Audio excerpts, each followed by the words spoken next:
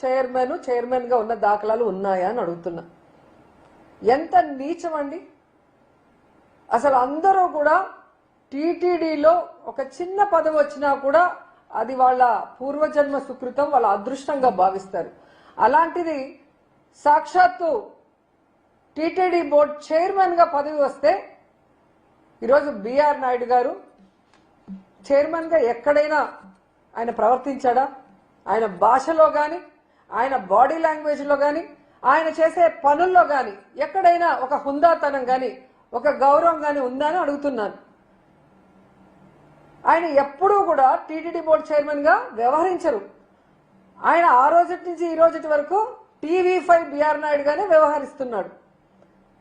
ఎందుకు నేను ఇలా అంటున్నానంటే, కొండ మీద కూర్చొని వెంకటేశ్వర స్వామి, పద్మావతి అమ్మవారి ఫోటోలు వెనక పెట్టుకొని ముందర ప్రెస్ మీట్ పెట్టుకొని ఎంత అహంకారంతో, ఎంత తలతిక్కగా, ఎంత కేర్లెస్ గా, ఎంత చులకనగా, ఎంత నీచంగా మాట్లాడతారో ఆయన ప్రెస్ మీట్లు అన్నీ ఒకసారి మనం వేసుకొని చూస్తే మీ అందరికీ కూడా అర్థమవుతుంది.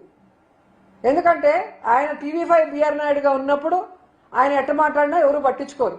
కానీ ఒక టీటీడీ బోర్డు చైర్మన్ అయిన తర్వాత ఆయనకి హుందాగా ఉండాలి, హుందాగా మాట్లాడాలి, పాలిటిక్స్ కి దూరంగా ఉండాలన్న ఇంగిత జ్ఞానం లేకపోవడం అనేది చాలా దురదృష్టకరం.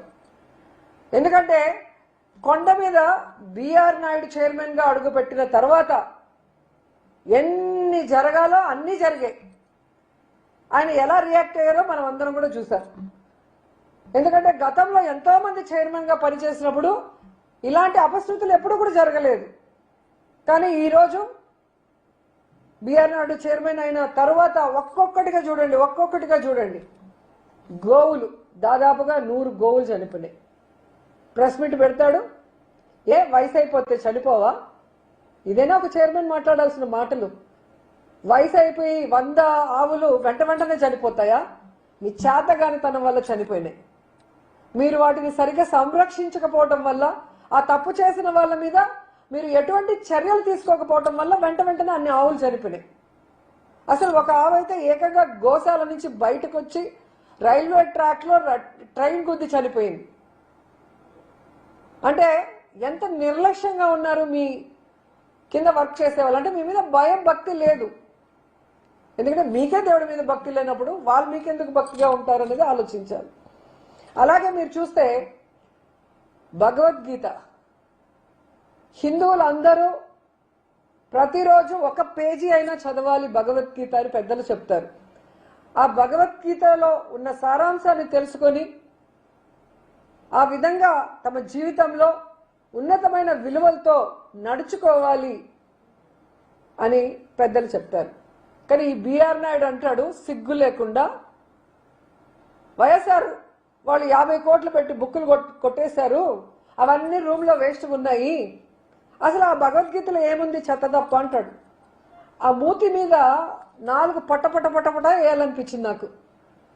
ఎందుకంటే అలాంటి వాడు టీవీ5లో అసభ్యమైన వాటిని చూపించే మెంటాలిటీ ఉన్నవాడికి, అవి చూసే మెంటాలిటీ ఉన్నవాడికి, అవి చేసే మెంటాలిటీ ఉన్నవాడికి భగవద్గీత గొప్పదనం, భగవద్గీతలో ఉన్న సారాంశం ఎలా అర్థమవుతుంది?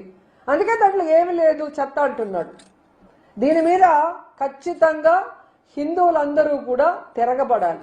ముఖ్యంగా బీజేపీ వాళ్ళు, ధార్మిక సంస్థల వాళ్ళు, సంఘాల వాళ్ళు, అలాగే హిందూ సంఘాలు కూడా ఈ బిఆర్ నాయుడు మాట్లాడే మాటలకి స్పందించాలి, బుద్ధి చెప్పాలని కూడా నేను కోరుకుంటున్నాను.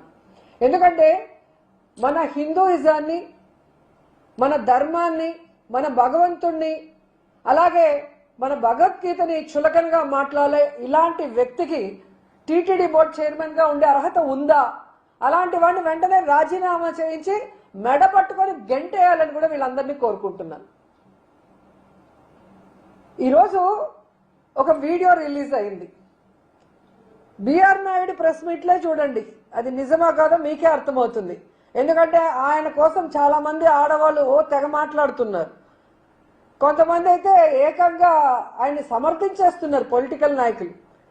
ఆయన ప్రెస్ మీట్ చూస్తేనే మీకు అర్థమైపోతుంది అది నిజమా కాదా అని. ఆయన మీద ఏఐ చేసి బ్యాడ్ చేయాల్సినంత అవసరం ఎవరికి కూడా లేదు. ఆయన అంత గొప్ప వ్యక్తి కూడా కాదనేది తెలుసుకోవాలి. రెండవది, ఆయన మాట్లాడిన మాటల్లో ఆ వీడియోలో తప్పే ఉంది. ఆ వీడియోలో ఉన్న ఆవిడ మాకు 25-30 సంవత్సరాలుగా మా అందరికీ ఒక మంచి రిలేషన్షిప్ ఉంది. వాళ్ళ ఇంట్లో వాళ్ళు కంప్లైంట్ చేశారా లేదా మా ఆవిడ కంప్లైంట్ చేసిందా, మీకేంటి బాధ, ఇలా మాట్లాడినప్పుడు అది ప్రజల విజ్ఞతకే వదిలేస్తున్నాను. వాళ్ళిద్దరి మధ్య ఏముంది, ఏం జరిగింది, ఏం జరగలేదని. ఎందుకంటే ఈరోజు ఆ వీడియోలు బయటకు వచ్చాయి అంటే ఒకటి ఆమెనా బయట పెట్టాలి, లేదా వాళ్ళ ఇంట్లో పనిచేసే వాళ్ళైనా బయట పెట్టాలి. వేరే వాళ్ళు పోయి వాళ్ళ ఇంట్లో కెమెరా పెట్టి తీసేంత అవకాశం ఉంటుందా? అది ఒకసారి మీ అందరూ కూడా ఆలోచించాలి. ఈరోజు పట్ట పగలు ఈ విధంగా దొంగ దొరికిన తర్వాత తప్పించుకోవడం కోసం ఈయన ఒక కేసు పెడతాడు, మళ్ళీ ఆవిడకి ఒక కేసు పెట్టిస్తాడు. అవి ఫేక్ వీడియోలు, ఏఐ వీడియోలు, మా మా మా గౌరవాన్ని భంగపరుస్తున్నారు అనేసి. ఆమె పేరేంటో నాకు తెలియదు, ఇందులేఖ అనుకుంటాను. ఆ మేడంకి నేను ఒక సలహా ఇద్దాం అనుకుంటున్నా. ఇందులేఖ మ్యామ్, ఇక్కడ ఎవరు మీ పరువు తీయలేదు. మీ పరువు తీసిందంతా బిఆర్ నాయుడు గారు.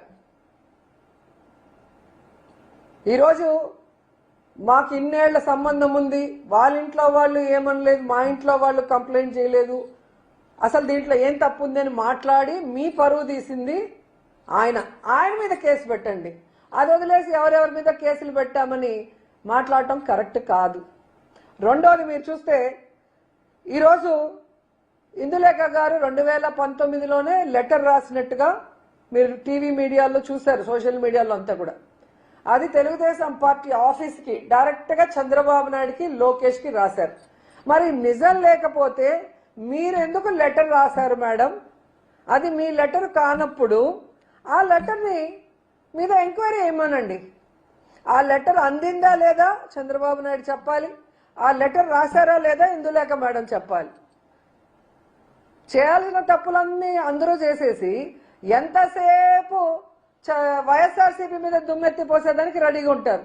ఏ రోజు వైఎస్ఆర్సీపీ ఇలాంటి తప్పుడు పనులు చేయలేదు, ఏ రోజు వైఎస్ఆర్సీపీ ప్రజలకి అన్యాయం చేయలేదు, భగవంతుడిని కూడా ఎప్పుడూ కూడా అగౌరవపరచలేదు. కానీ మీరు ఎదవ పనులు చేస్తారు, భగవంతుడిని అగౌరవపరుస్తారు, వీడియోలు దొరుకుతారు, ఫోటోలు దొరుకుతారు, మళ్ళీ ఇదంతా వైఎస్ఆర్సీపీ కుట్ర అని మీ పచ్చ ఛానళ్లతో దాన్ని మా మీద రుద్దాలని చూస్తున్నారు. ప్రజలేం పిచ్చోళ్ళు కాదు, ప్రజలు మొత్తం చూస్తున్నారు. బిఆర్ నాయుడు గారు చైర్మన్ అయిన రోజు నుంచి ఈ రోజు వరకు కొండ మీద ఏ విధంగా తాగేసి మాడ వీధుల్లో తిరిగిన దాఖలాలు చూసాం, మర్డర్ జరిగిన దాఖలాలు చూసాం, గోవులు చనిపోయింది చూసాం, మాంసం తిన్న దాఖలాలు చూసాం. అన్నీ కూడా మీడియాలో వస్తున్నాయి కదా. ఇవి ఏవి కూడా ఏవి కాదు, ఫేక్.